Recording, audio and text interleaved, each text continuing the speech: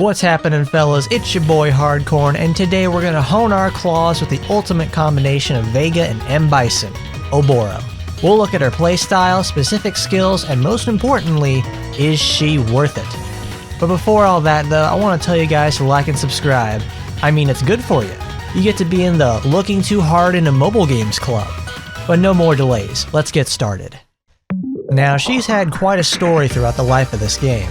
Granted, she isn't the best, but she certainly isn't the worst. The idea keeps circulating around that she is not someone very good, and that's just not true. Oboro is really the true sequel to Sakura.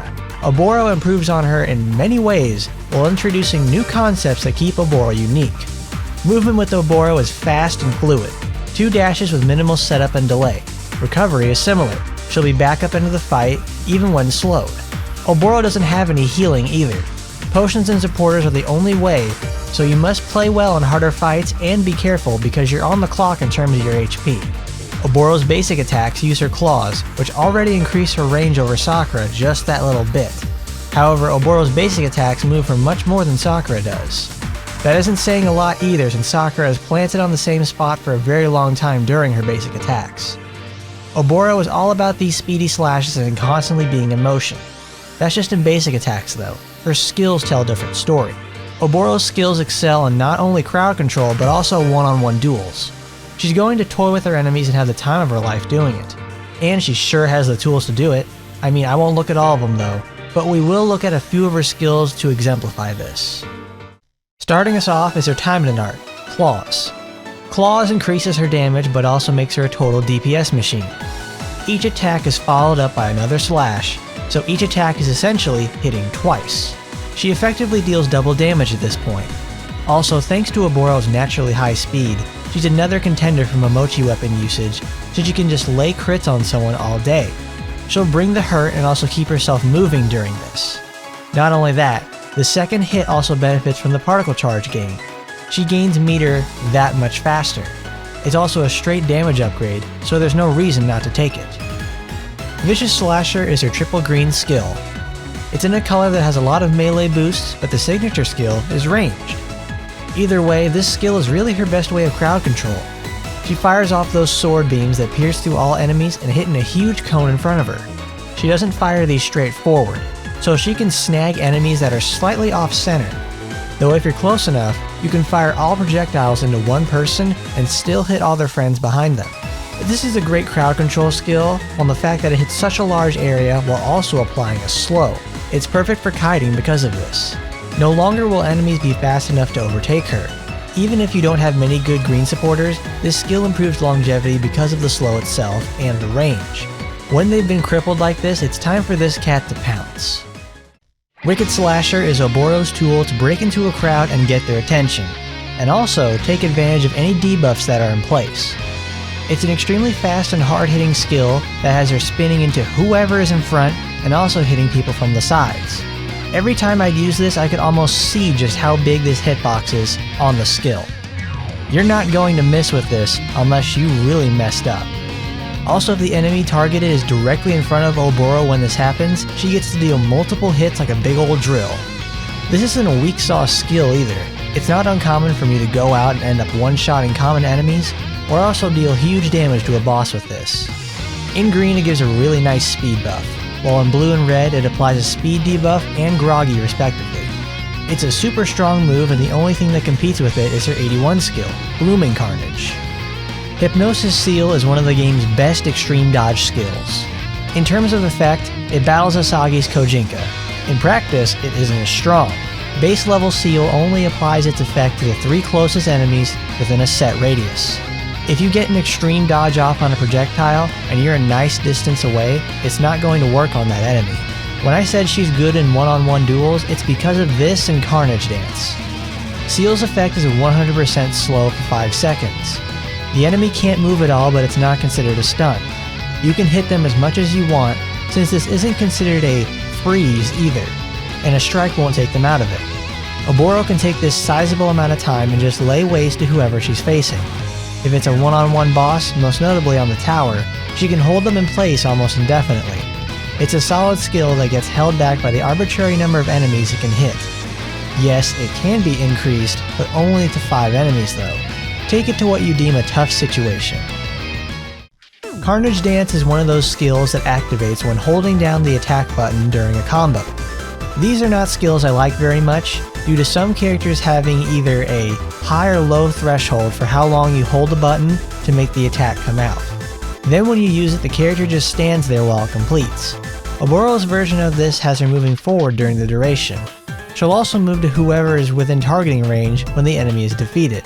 These sort of skills can occur at just about any point of her basic attack string, so you can really milk it for all it's worth. Also, getting in a huge amount of damage during those hypnosis seal windows or groggy moments. Shadow Strike is Oboro's hold counter skill.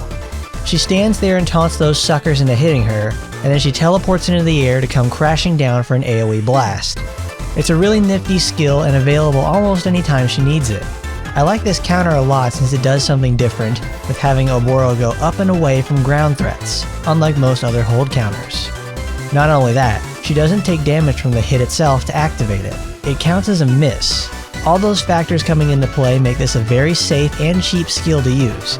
It can bleed, knock back, give attack down, and depending on your build of course. It's a do-all skill that's just solid all the way around. Bloodstorm is Oboro's spin cycle. Unlike Sakura, who can charge it up and then warp to the next target, Oboro's is free aim, for better or worse. She moves really quickly during the skill, and it also has a critical damage boost, so it pays to stack damage on her blue to make those crits explode.